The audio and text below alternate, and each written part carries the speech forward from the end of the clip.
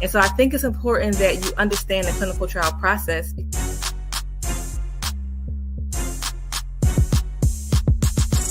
I'm not saying that the pill is bad. I just want you to think about how to make health decisions for yourself.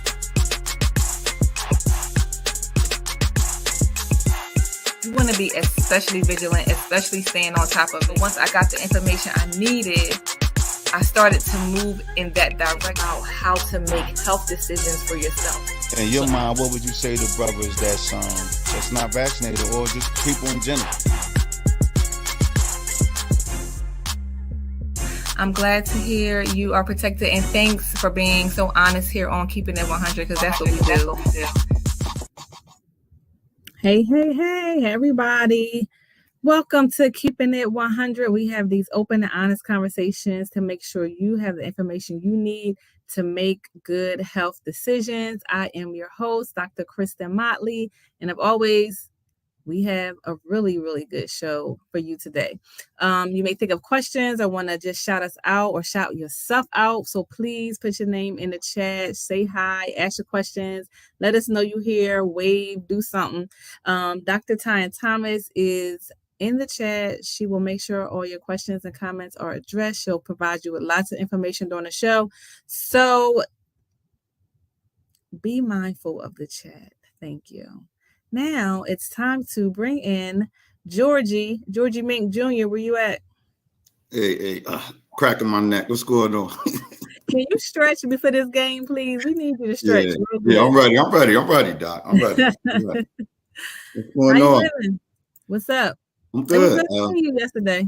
Oh, yeah. We had a great time. Wow.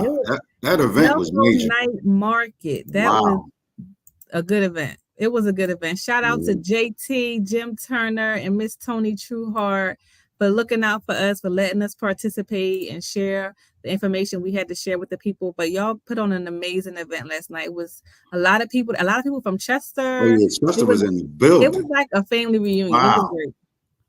Woo. Yeah, it was really, really nice. Like the vendors, the food, community, everything what an event is supposed to be about. Yeah. Shout out to them. It was a class act night. Wow. Lots of love. The entertainment was really good. Yeah.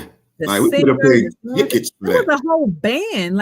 Toward the end of the night, a whole band set up and performed, and he was jamming. Yeah. Yeah. Very, very nice. Shout out to Darby, the commissioner, everybody that helped put that thing together. Yeah. They welcomed us like family. It was beautiful. Yeah. Great night, Doc. Good job, too. You did great at the table. I was proud of you up there. You know First of all, thank you. That means a lot coming from you, George. Right. You got there first and you set up. You had that table looking smooth. Yeah, right. I'm getting good at that, Doc. I'm getting really good at it. You didn't believe in yourself at first. I didn't. If you don't go out there and set that table up. You pulled it out me, though. I became Rocky out there. Thanks, Doc. You got it. So thank you for being out there and getting there, because I was still at work. So you held it down until I got there. So thank you for that. Yeah. I wanted to say something else about Delco Night Market. Oh, cmpradio.net was there. Yeah. Sisters on Air, the Cut Up crew. Oh, man. Shout out to Portia and her team, the sisters. And oh, man. That was a great night with them, too. I had fun with them. It was cool. Portia was beatboxing. I missed that.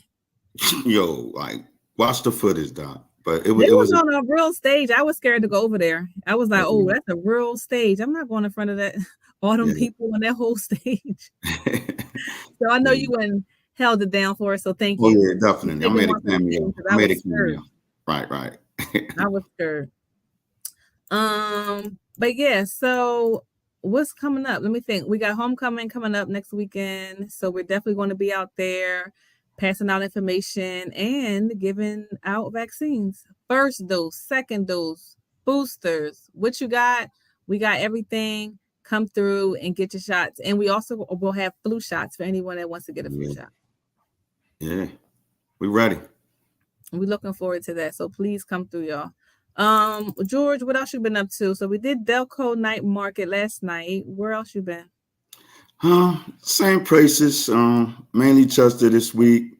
I did some outreach work at Conadell. I've been like frequenting the barbershops in Conadell and Darby, and pretty much just getting brothers up to speed on health issues and going to the doctors and basically getting boosted for the upcoming winter.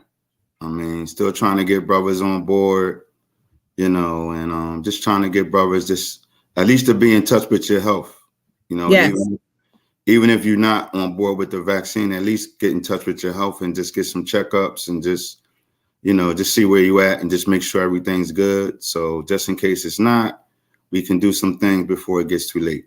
Absolutely. That's the idea. We don't want to be getting to the ER, getting into so much pain where it's too late to try to fix it or to try to prevent something. Like, you don't want to be in the hospital to realize that you have a new condition that could have been controlled years ago, that could have been prevented years ago.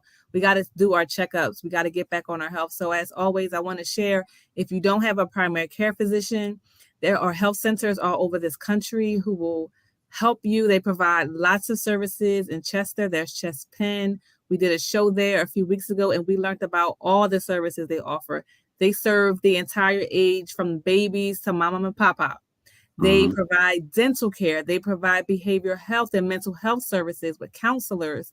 They provide so many services. So take advantage of the free community health centers.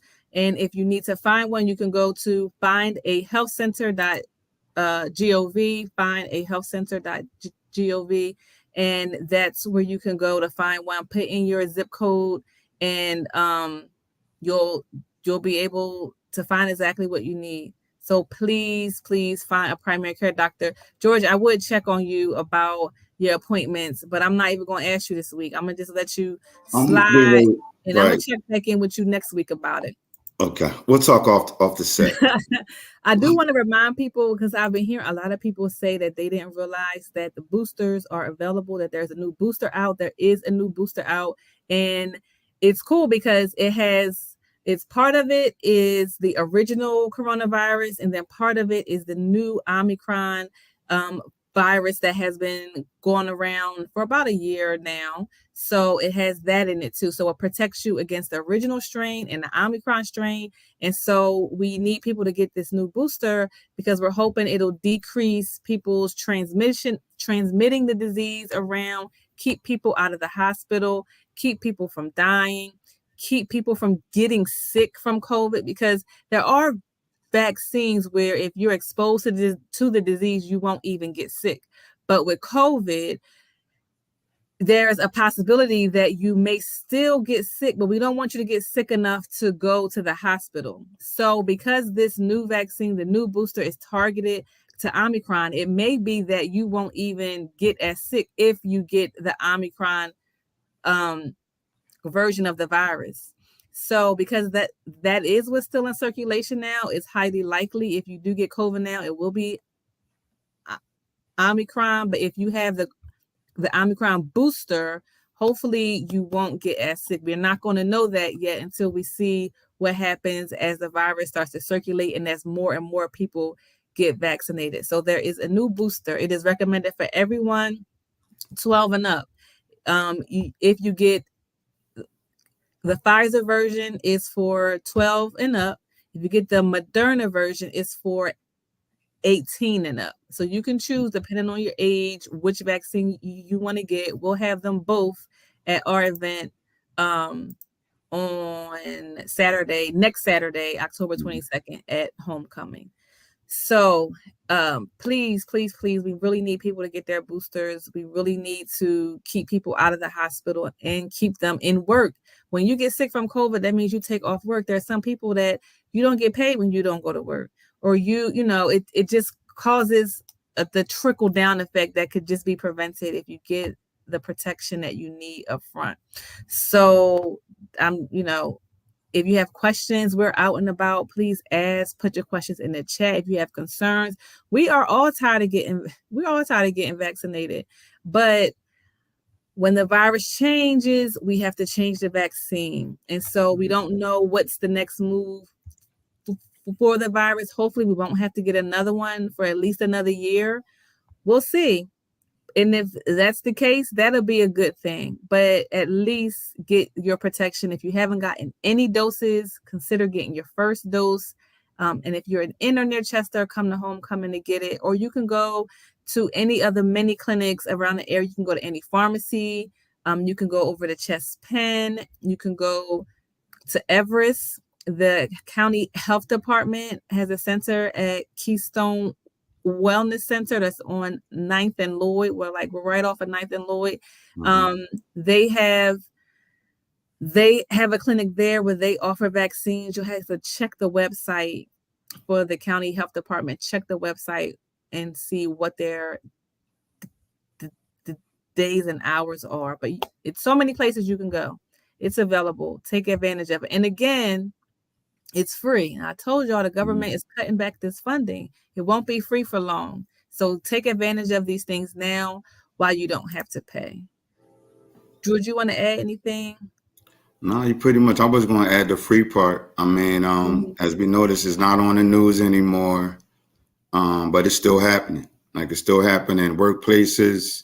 It's still spreading out all throughout the workplaces. I think without the new booster, you're going to see more cases. So I would kind of recommend, if you already have the vaccination or whatever, I would recommend a new booster to battle the new variant, because it's going to spread more. And then it's flu season and cold season. So just pretty much, if you get any type of cold symptoms, I would recommend that you take a COVID test. That's a good point too. So right now it's a lot of sniffles and runny noses and coughing, and you don't know what it is unless you get tested. So we're definitely recommending, if you have a home test, then take a home test. You may need to test a couple times, because just because you're negative today doesn't mean that you don't have COVID. It just means that you're negative today. It's not going to come up positive until you have enough virus in your system to show up positive on that test. So we recommend home tests. A PCR is ideal, so you can go to a lab. There's a lot of places around that have the pop-up labs that offer a PCR test. And I know there's one at Springfield Mall, there's one in Claymont at the community center, there's one at the Christiana Mall. So get a PCR test. Is more reliable, especially if you think if you were recently exposed to COVID. Other thing I wanted to mention about the booster, I forgot to mention. So it's recommended for people if it's been at least 2 months since your last shot. So if you haven't gotten a shot or a booster in 2 months, it's time for you to get the new booster. A lot of people got their last booster in the spring or last year. It's time to get the new booster. So don't put that off.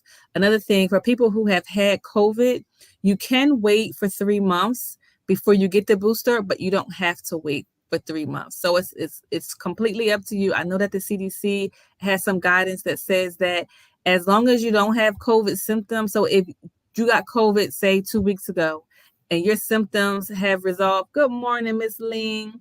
Hey, your symptoms have resolved, then you can go ahead and get the booster.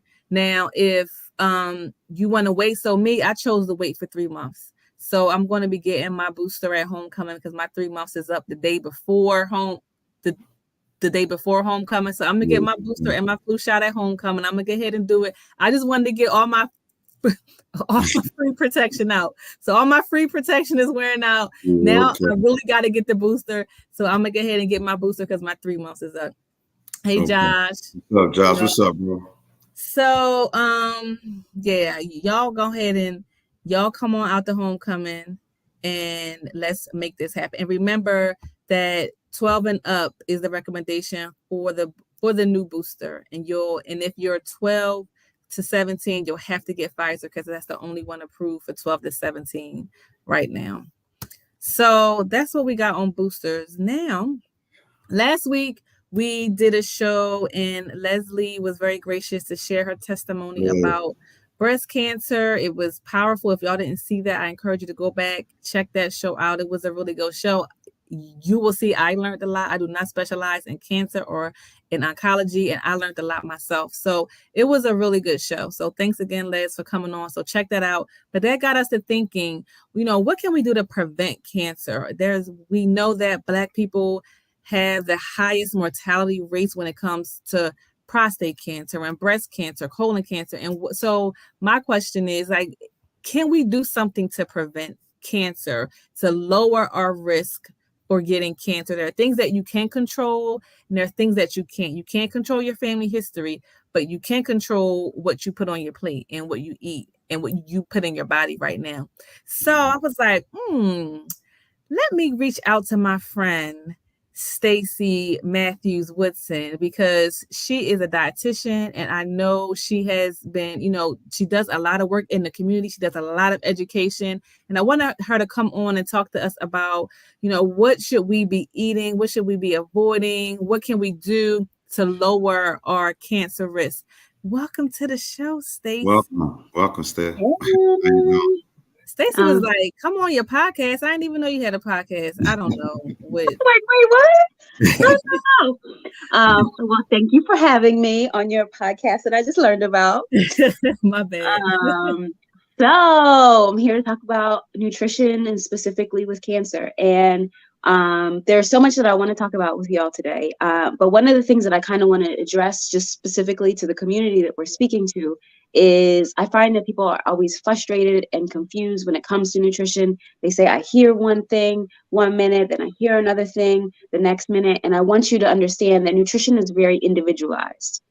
So as we have this conversation, know that these are blanket statements, and they are not going to be applicable to every particular person. And this is also why nutrition information it feels so frustrating, because you heard your cousin that they're doing this and they're doing this, and somebody over here is doing this. Well, they might have very different nutrition goals.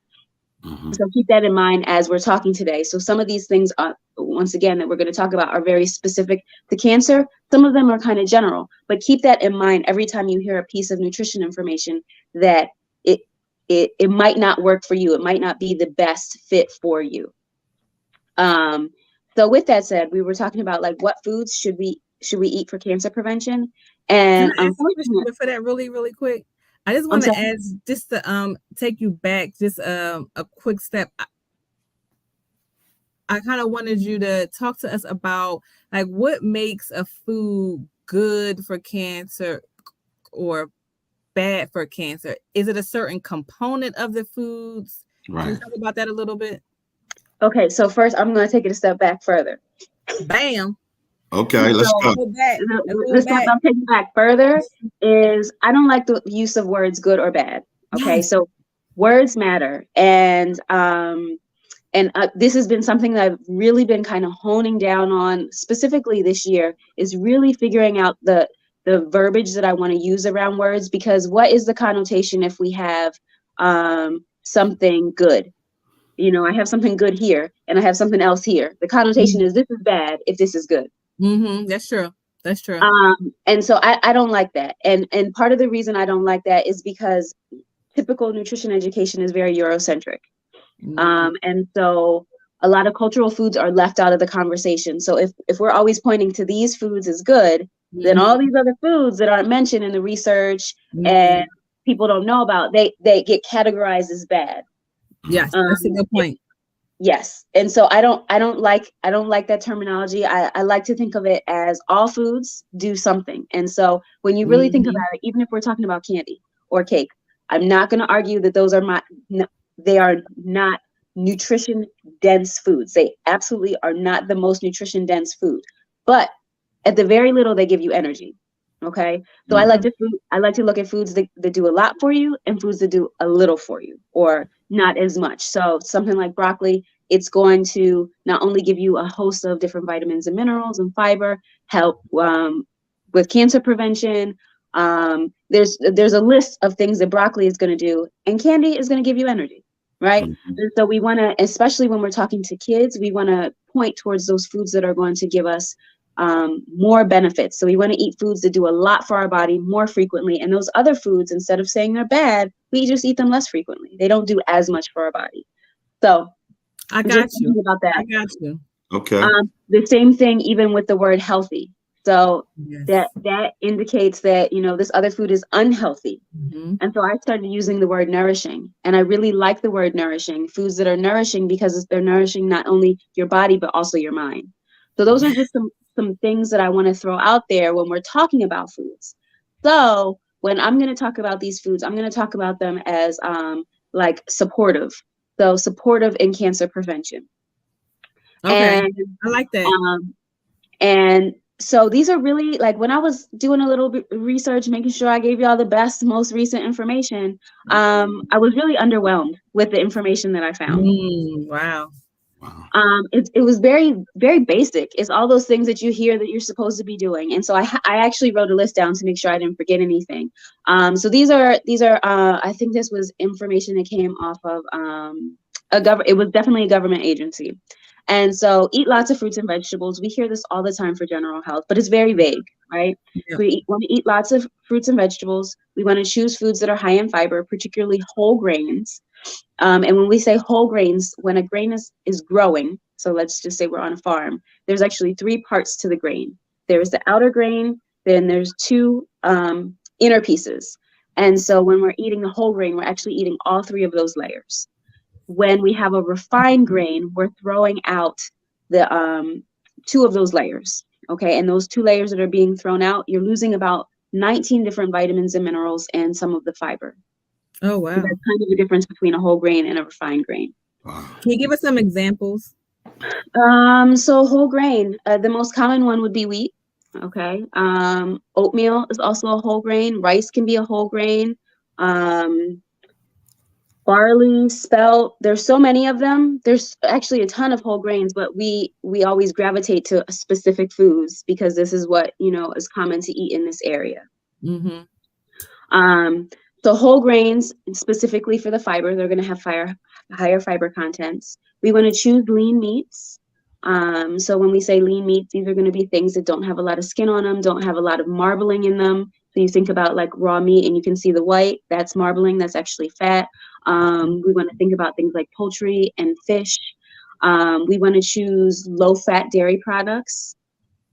So this will be like your skim milk and your low-fat yogurt and things of that sort.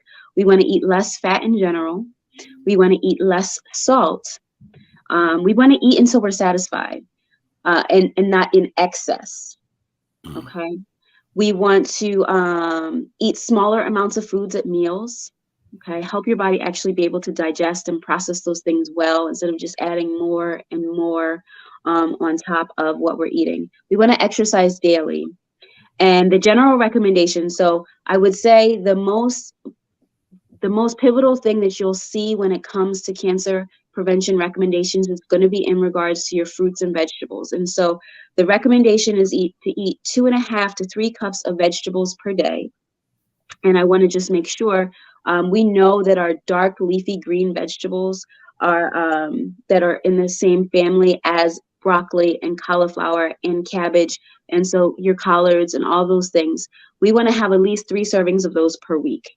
They do have chemicals in them that are going to be cancer protective or are going to fight against cancer. And also greens. So can you repeat those foods that we should be eating 3 times a week to fight cancer? Essentially our green vegetables, so our dark leafy greens, but also the things that fall into this category that aren't leafy or aren't dark green are going to be, so we're greens, turnips, mustards, like collards, all of those things fall into that category, but also broccoli and cauliflower, cabbage and Brussels sprouts are also in that category, even though they're not leafy. Mm-hmm. Okay. So 3 times a week. At least 3 times a week. But daily, we should be having 2.5 to 3 cups of vegetables per day. And when we talk about cups, 1 cup, half a cup raw or 1 cup cooked is what we think of as a serving of a vegetable.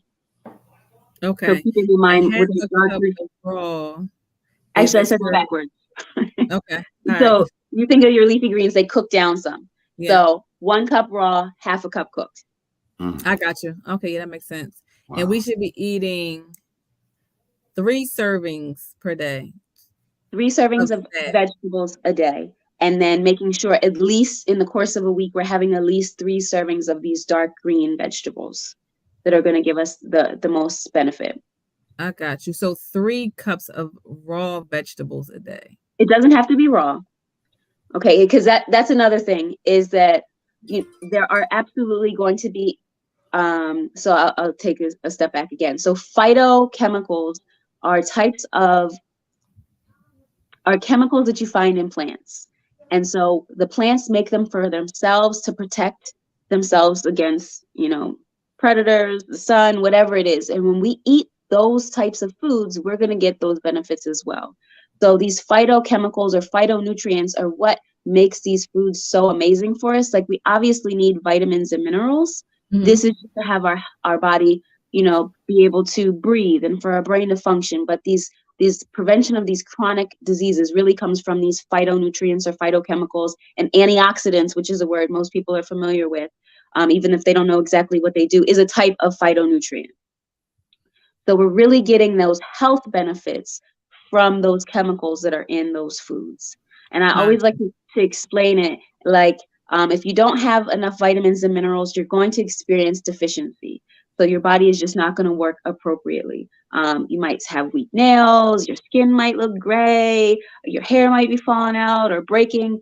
But when you don't have these phytonutrients or phytochemicals, you're not going to experience that same type of deficiency, but you're not giving your body as much ammunition as it could have to fight away these things, if that makes sense. Yes. So without them, you don't die, but with them, you're like super, you're superwoman, Superman. Yes, yes.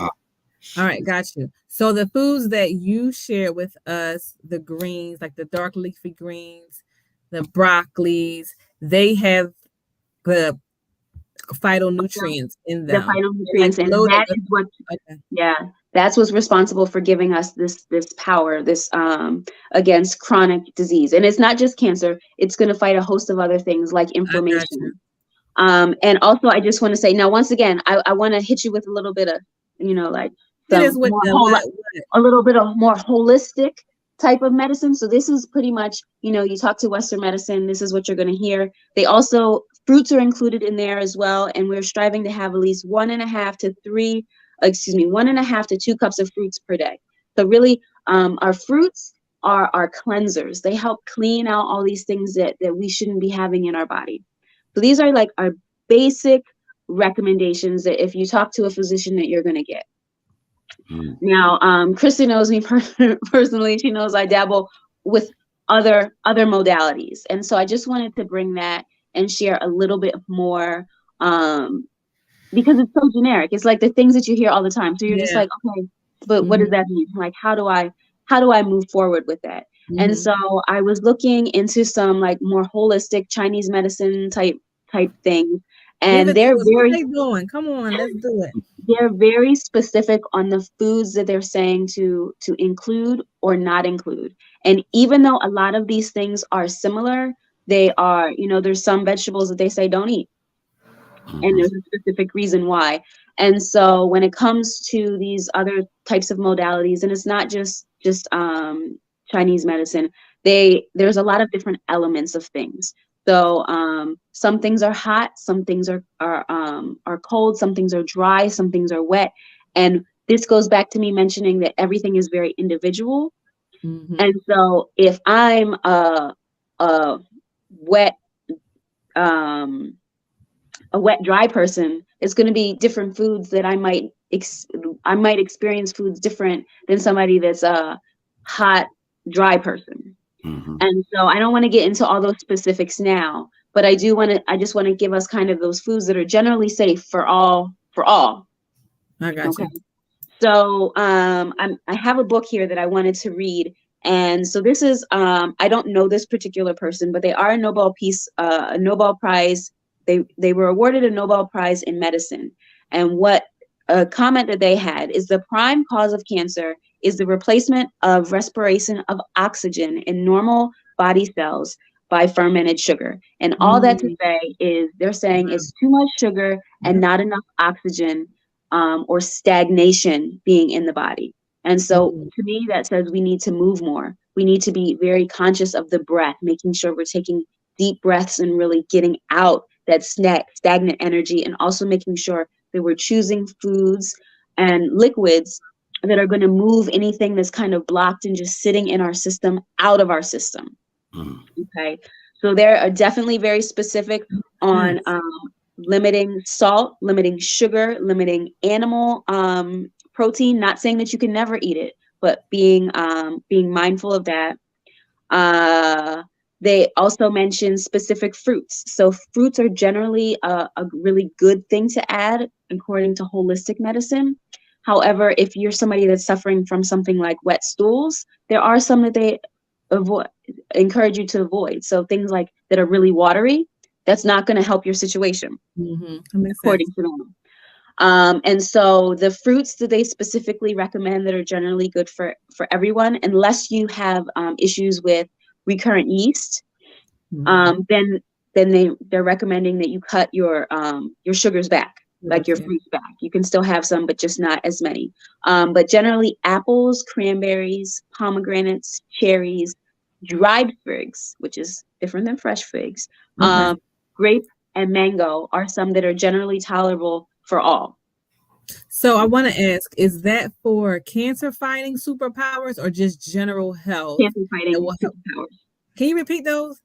I got cranberries and apples and pomegranate, cherry, grape, and mango. Wow. Red grapes or green grapes? Didn't specify. Because Bria don't like red grapes. My gut says red just because generally the deeply pigmented fruits and vegetables are going to be more nutritious. But I did find it very interesting that when I was reading about this, berries are something that they generally say for cancer prevention, or even if you have cancer and you're currently trying to eat to support general well-being, the berries are not something that they recommend because they're kind of harsh. And I was like, interesting, because I thought that blueberries with the antioxidants were good for cancer fighting. I don't know, Dr. Thomas, do you have any insight, or did you think that blueberries were good? I mean, I always thought blueberries are, and that's what I just said. So generally, those deeply pigmented fruits and vegetables are like nutrition powerhouses. They go back and once again they have those rich antioxidants or those phytonutrients, and so that's what I found interesting. Like I said, this is not my forte. I was just reading about this, and so I also would assume that it would depend on the individual. Some people will be able to tolerate them. There is no doubt that there is health benefits from choosing them. What it sounded like they were saying is that it can be upsetting to some people's systems. I see. I got you. And specifically when we're talking about vegetables in this conversation, the holistic conversation, the ones that were on the top of the list were carrots, sprouts. So like bean sprouts, things like that. Mushrooms, those dark leafy greens that we talked about, those dark vegetables. Seaweed, parsley, celery, and beets. Beets? Okay. Oh man, like beets. And all of the beets too. The bulb, like the actual beet, and the beet greens as well. Oh. I know I don't like the bulb. I don't know if I ever had the green part of the beet. George, do you eat beets? No. Well, at least you gave us a bunch of options. No. But like while we're on the subject with holistic foods, what do you think about like the combination with like organic foods? Like, I mean, it's been a stigma about organic foods, and I know me personally, I feel like since there's been an increase in cancer patients or just an increase in our community, I feel like it's been like due to like the steroids that's being put in the animals and some of the chemicals that's being used for like production and, even with our vegetables, they spray them with chemicals. So it's been an increase of that for production, but also know as an increase with cancer. So does that have some type of connection? Yes, absolutely. There's some connection. So I feel like this is a two-parter question. I'm going to hit the short one first. Okay. So environmental absolutely has to do with cancer rates increasing as well. So we see impurities in our water. We see poor quality soil of which our foods can be grown in. We have a lot of refined foods, and when they're refining the food, even if the food itself isn't the problem, those additives that they're using to make the food, like I say, shelf stable, or maybe to give it a specific color, those can be bad for health. It's so many things. We already talked about the excess of food, just being served too much food, making your body work harder. So absolutely, environment, in the air, the pollutants that are there. There are so many things that are going to affect, our exposure to carcinogens, not just the foods that we're eating. But then going back to your question about organic foods, so specifically in the conversation about cancer prevention, like if you know that you have a strong family history of cancer, I am a supporter of organic vegetables. I do realize that organic vegetables are very expensive depending on where you live, which is also why this is just my plug for what I believe in. You can grow your own, and which makes them, if you got the seeds, you can make it happen. But but these things are, as you mentioned, they're sprayed with chemicals. They're sprayed with chemicals to keep pests away, so they have higher yields, and those chemicals then go in our body. And so they certainly can be an issue. I know everybody is not going to be able to buy 100% organic, and you might not even be able to find 100% organic in every type of different produce that you're looking for in your neighborhood stores. So two things that I recommend is every year the EPA will put out a list of what they consider to be the dirty dozen. So these are going to be the 12 fruits and vegetables that have the highest pesticide residue. Wow. And so those are going to be, and the dozen usually doesn't change much. So it might drop from 3 to 7, but usually those same 12 are on those. And that's typically going to be things with very thin skin. And these are the dirty dozen is where I say, if you're going to spend your money on organics, this is where you're going to get the most bang for your buck. And so it's going to be things like tomatoes and berries and greens. So think of all these things with this thin skin that those pesticides will be able to easily penetrate. On the flip side, they have the clean 15, and pretty much the same premise is these are the things that have the lowest, consistently have the lowest pesticide residue. So if you're going to save your pennies, this is where you save them on. So think of things with thicker skins, things like oranges and bananas and watermelons. Those are more likely to be on the clean 15 list. Okay. That was good. That was really good. I remember you teaching me about that years ago. I have to look at that list. I haven't looked at it in a while, so I can get my shopping list together and figure out what I got to buy and what need to stay at the store. So thanks for reminding me of that. That was really good. So in your research, did you find that there were any types of foods that were better for certain types of cancer, or that were not as helpful for certain types of cancer? I'm trying not to use good or bad. I'm trying to find some other words to use so we can stay in your context here. Perfect. So we've known for a long time that for prostate cancer, lycopene, one of those phytonutrients that we've been talking about, is particularly good for prostate cancer. And we're going to find lycopene in things that have a reddish color. So tomatoes, watermelon, lycopene we're going to find there. And specifically for prostate health, it's actually best if it's processed a little. So like tomato sauce is going to give you more lycopene than if you were to eat a fresh tomato.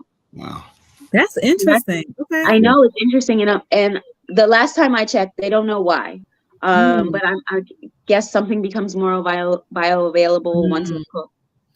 Okay. And the other thing that I came across is flax seeds. So flax seeds are actually on this list of things that, holistically speaking, we know they're good for you regardless, but holistically speaking, they got a green, whatever, a thumbs up. There you go. I couldn't think. I was about to say a green flag, whatever it's called.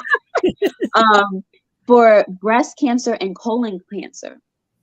And so those are two foods specifically related to particular cancers that can be helpful. Generally speaking, the other things that we talked about are pretty good for any type of cancer. Okay. This was a lot. I see Janelle's on, and I believe Janelle had a fight with breast cancer that she survived. Thank God. So thanks for watching. But she said awesome information. She's taking notes, and I was about to say yes. If y'all not taking notes, pull out your notepad, hit replay as soon as we done, because it's a lot of information. But we have to get it. We have to get this information so that we can change our bodies, change our children's bodies, change our generations to come. Like we have to do something different. We cannot just keep doing the same thing and say we didn't know. You know now. Stacy gave us all kinds of foods to eat more of, to look at a little differently, you know, to consider, is this going to be the best thing for what I'm trying to do? And everything is not for everybody, like she said. So this was really good. It was a lot of information. G, what you thinking over there? Wow. Yeah, I mean, good stuff. Can I just throw in one thing, because I'm going to forget? Is also, I want you guys to think about what we put on our skin. We need to look at our skincare products, and we need to make sure that we know what's in those things, because that just gets absorbed right into our system, into our bloodstream. So we're so eager to buy the next new thing by whomever. Whatever is on sale, 2 for $5. Let me get them lotions. But that matters. Okay, so think about those things too. Our soaps, our lotions, all of those things. So what things do we look for real quick, like in the lotions and the skincare, like before? I feel like that's a whole nother discussion. It is.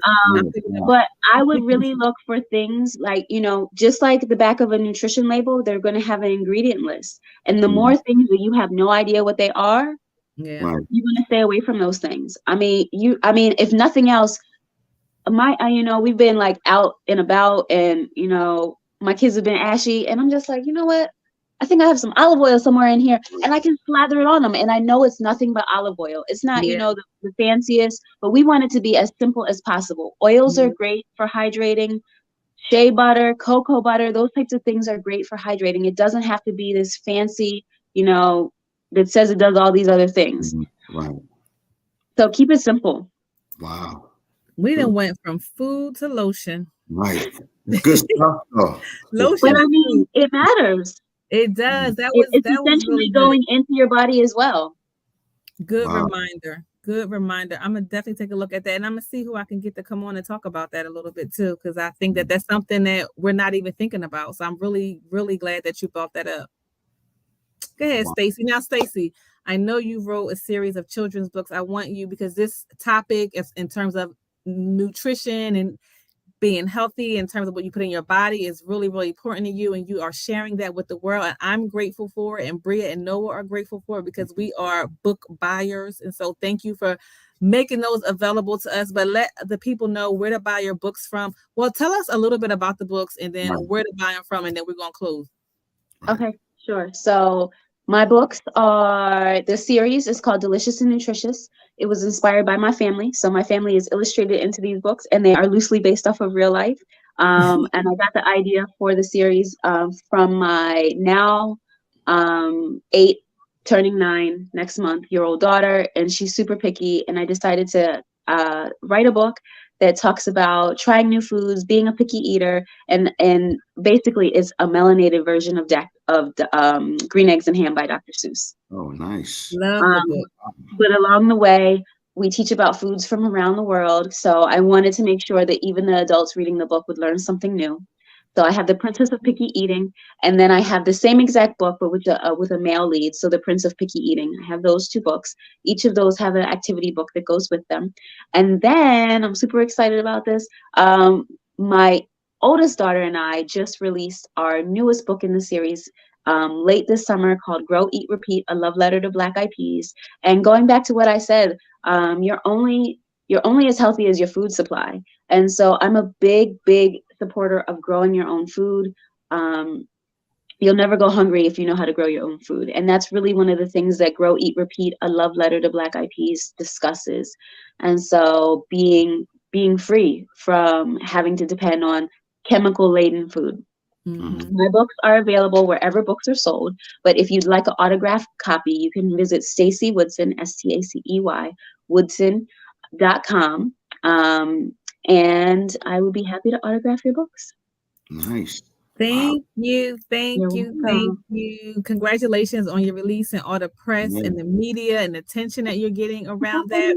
Put the book up in the air. Let us see. Yeah, Yes. I love them. I love them. Grab something for my grandbaby. Yeah. It's a really good book. And again, I learned something by reading it. I always learn something by reading Stacey's book. So thanks, Stace, for coming on the show today. This was helpful. So if y'all just getting on, go back, watch it, pull out your pen and pad, take some notes, and then take that right to the grocery store and figure out what you're going to eat for the rest of the week, because she done laid it all out for us. Wow. Let me think what else. I just want to make a quick announcement. We are going to be at the High Homecoming next Saturday, October 22nd, for flu and COVID vaccine clinic. So come through to get your doses, whatever you need, the first dose, the second dose, the booster. We got all of it. Come out and get vaccinated, protect yourselves. Let's protect our community. Let's start moving in the direction of good health. Let's move in the direction of good health. That's all I got. G, you got anything?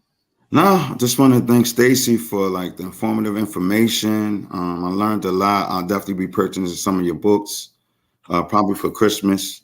Yeah. And I wanted to talk to you about Thanksgiving food and Christmas food, but we don't have enough time. Well, we can come back, Stacey. Yeah. I'm gonna let you know we're gonna bring you back for because I can't raise turkeys and stuff. So we gotta we gotta talk about that next time. Yeah, we'll bring her back for the holidays. It's perfect. But thank you for coming, and great show. Great show, Doc. Yeah. Thanks everybody. Thanks y'all for tuning in. Everybody in the back. Oh yeah, thank y'all everybody all the time. Thank Everybody tune in next week, 12:15 Wednesday. We'll be back with another hot topic. See y'all. Have a good day. All right, everybody have a good one. Bye. And so I think it's important that you understand the clinical trial process